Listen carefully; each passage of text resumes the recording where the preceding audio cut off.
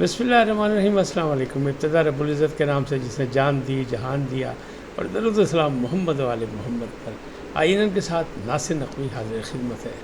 ناظرین، بلاول بھٹو کا انکشاف، مولانا رازی نون لیگ سے ناراضگی، قاضی نے بدتمیز وکیل کی گرفتاری روک دی، گنڈاپور چوتھی بار لشکر کشی کے لیے تیار، اور نواز شریف بھی اپنی چپ توڑنے میں کامیاب ہو گئے۔ یہ سب کچھ کیا ہے، کیا ہو رہا ہے، کیا ہونے جا رہا ہے، اس سے آپ کو آگاہی دوں گا۔ لیکن آج 4 شہروں میں احتجاج تھا پی ٹی آئی کی طرف سے۔ بانی کپتان نے، بانی چیئرمین نے یہ کہا تھا کہ آج احتجاج کیا جائے، تو احتجاج ہوا۔ کیسا ہوا؟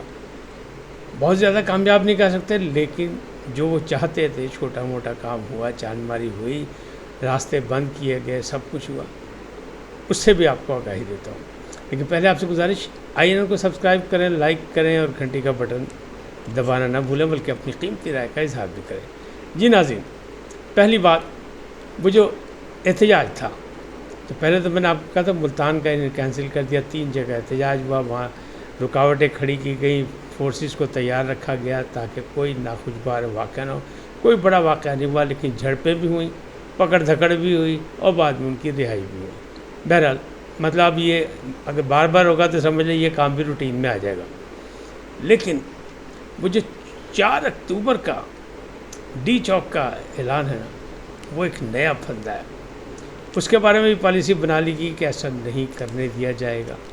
کیوں کہ شنگھائی تعاون کانفرنس، جس کا میں نے پہلے بھی ذکر کیا تھا کہ وہ 12 سے زیادہ سربراہ آ رہے ہیں، اور مبصرین اور باقی لوگوں کی وزارت خارجہ کے جو عہدیداران یا وفد کی بات کریں تو تقریباً 30-35 افراد اعلیٰ شخصیات جو ہیں اسلام آباد آئیں گی۔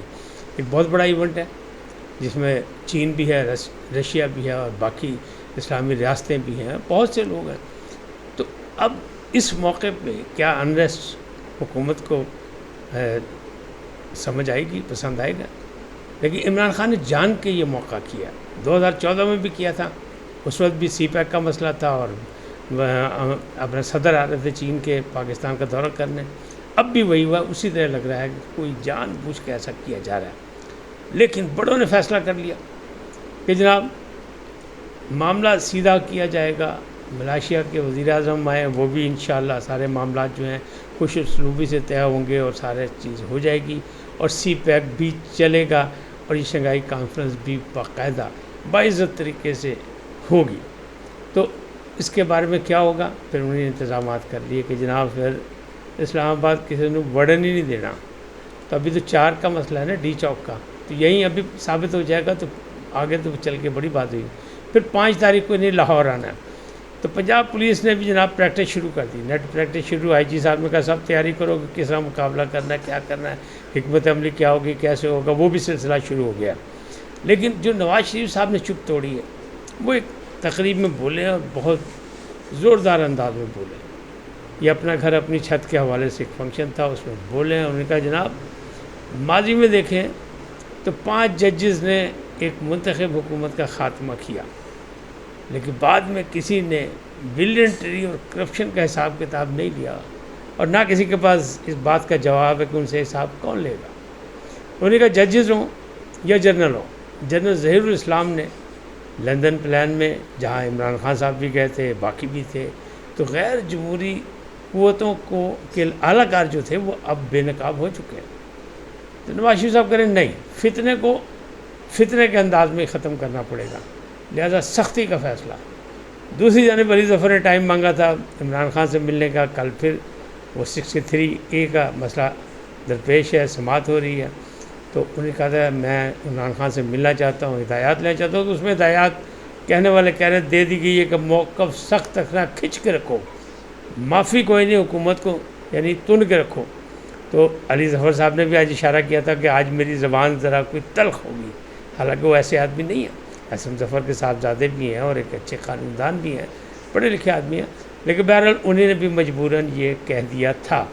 تو یہ کیوں کہا تھا؟ یہ اسی لیے کہا تھا کہ بانی چیئرمین چاہتے ہیں کہ کوئی اٹ کھڑکا لگا رہے، تو وہ اس طرح مسئلہ۔ اچھا، قاضی کی عدالت میں آج جو ایک وکیل صاحب جو کاظمی صاحب تھے انہوں نے بڑا شور شرابہ کیا اور بڑا سوشل میڈیا پہ ان کا شور مچا کہ لو جی قاضی نو پہ گیا. قاضی نے سب لوگوں کو مخاطب کر کہا، بار کونسل کو بھی مخاطب کر، دیکھا جناب یہ کیا ہو رہا ہے، کیا اس کی اجازت دی جا سکتی ہے؟ اور ان کو زبردستی جو سفید پوش اہلکار تھے ان کے ذریعے وہاں سے نکالا گیا تھا. لیکن بعد میں ان کے لیے اداروں نے گرفتاری کا فیصلہ کیا، تاہم قاضی نے روک دیا کہ گرفتار نہیں کرنا. لیکن خبر یہ ہے کہ نہ وہ ہائی کورٹ کے وکیل ہیں، انہیں ہائی کورٹ کا اور سپریم کورٹ کا وکیل ظاہر کیا تھا اپنے آپ کو، اور نہ ہی وہ سپریم کورٹ کے وکیل ہیں. وہ چھوٹی عدالتوں میں ابھی چھوٹے موٹے مقدمات دیکھتے ہیں، اور وہ ڈی جی بھی رہے ہیں اسلام آباد میں اتھارٹی کے، تو ماضی میں مطلب پی ٹی آئی کی حکومت میں، لہٰذا وہ اپنا نمک حلال کرنے کی کوشش کر رہے ہیں یہ لگ رہا ہے. اور انہوں نے دھمکی دی تھی کہ 500 وکیل باہر کھڑا ہے، کہ صاحب فیصلہ سوچ سمجھ کے کرنا، ساڑھے حق سے نہ کیتا تو پھر دیکھنا کی ہوئے گا.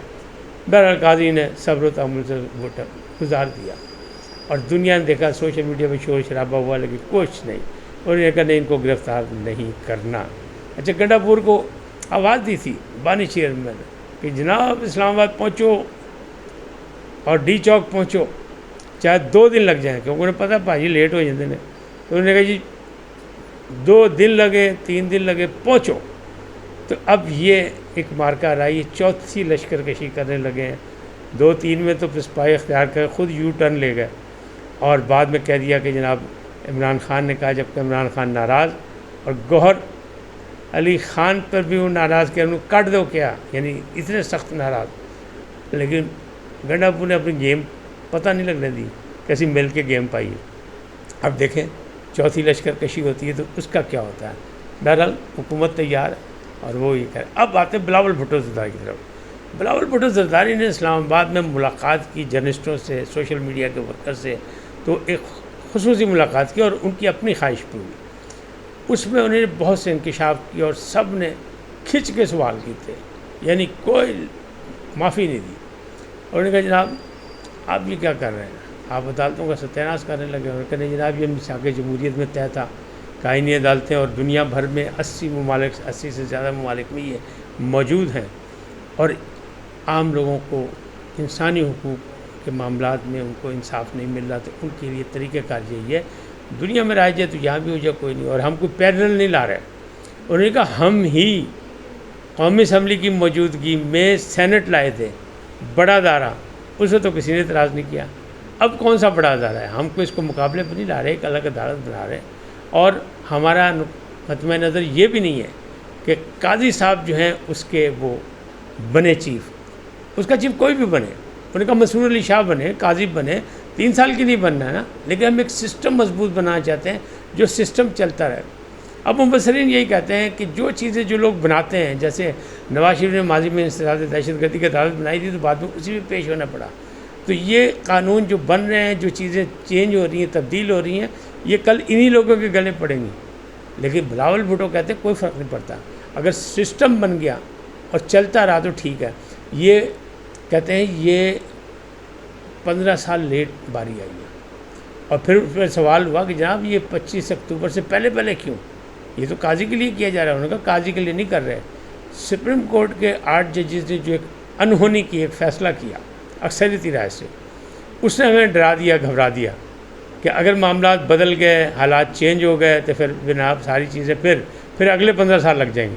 لہٰذا ہم چاہتے ہیں اس سے پہلے ہو جائے. اور اگر اس سے پہلے نہ بھی ہو سکا تو وہ کہتے ہیں ہم نے بعد تھوڑی آنا، ہم اس کے بعد بھی اس کی جدوجہد کریں گے اور کریں گے.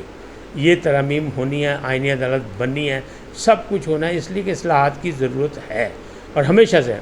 انہوں نے کہا 1996 کی بات کی. انہوں نے کہا 1996 میں میرے ماں باپ جو تھے وہ مقدمات لڑ رہے تھے ناجائز جو بنائے گئے تھے ان پہ، وہ وکیل کرتے تھے اچھے سے اچھا، اور نواز شریف پارٹی نون لیگ جو ہے وہ ان کو پھنسانے کے لیے وہ جج کر لیتی تھی. یعنی صاف انہوں نے کہا، انہوں نے کہا وہ تو جج کر لیتے تھے، ہم وکیل وہ جج، تو ہمارے کہاں سے پھر سزا ہم نے کاٹی، ہمارے باپ نے بھی کاٹی، ہماری ماں نے بھی کاٹی، سب کچھ ہوا.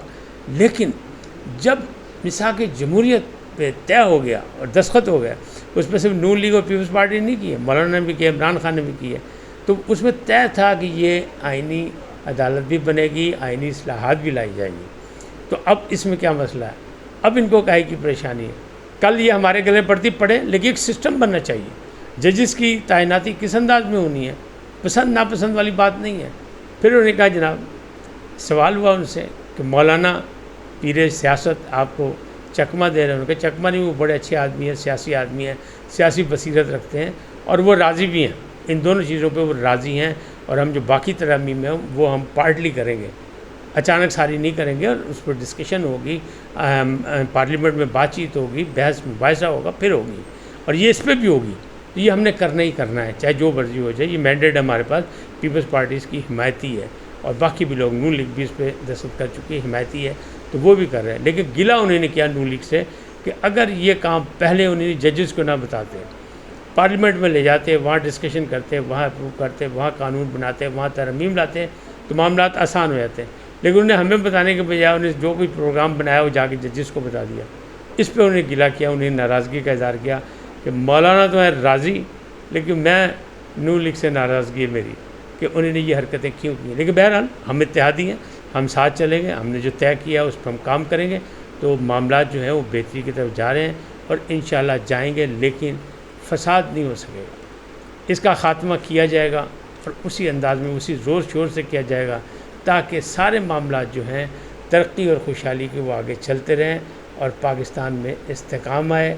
और देखिएगा आप कि 2-3 दिन के अंदर अंदर ये सारे मामला जो हैं इनकी असली शक्ल आपके सामने आ जाएगी और 63A वाला मसला जो है वो भी कल हल हो जाएगा। इस वक्त तक इतना ही, फिर मिलेंगे नए मौजू के साथ। जाते जाते आपसे दरख्वास्त, आइए उनको सब्सक्राइब करें, लाइक करें और घंटी का बटन दबाना ना भूलें। अपनी कीमती राय का इजहार करें और आइए उनको सब्सक्राइब करें। सलामत रहें, अल्लाह निगहबान।